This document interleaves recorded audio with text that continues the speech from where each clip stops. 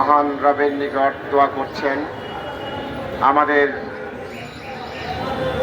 আবেগের স্থান, আমাদের আশ্রয়ের স্থান, গণতন্ত্রের অতন্ত্র প্রহরী, এদেশের মানুষের নয়ন মনে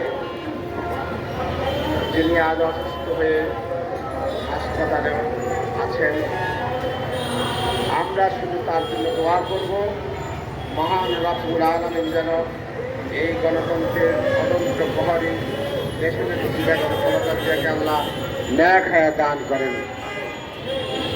আমরা রবের নিকট দোয়া করব, হে রব, খোলা আকাশের নিচে আপনার শাহী দরবারে আজকে আপনার অসংখ্য বান্দারা আপনার দরবারে ফরিয়াদ করছে। আমাদের মা জননী গণতন্ত্রের অতন্ত্র প্রহরী দেশনেত্রী সাবেক প্রধানমন্ত্রী, আল্লাহ তাকে নেক হায়াত দান করো। আগামী নির্বাচনে নির্বাচন করে যেন এই দেশ এবং জাতির জন্য আল্লাহ তুমি তাকে কবুল করে নিও।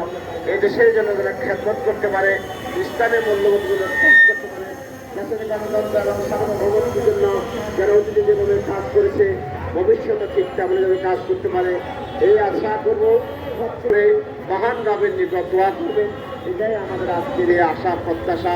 আল্লাহ পাক রব্বুল আলামিন যেন আমাদের মহাজননী আমাদের এই মহাজননীকে গণতন্ত্রের স্বতন্ত্র প্রহরীকে আল্লাহ নেক হায়াত দান করে সুস্থ করে আমাদের মাঝে ফিরে আসার তৌফিক দান করেন। আমিন। ওয়া মা আলাইনা ইল্লাল বালাগ।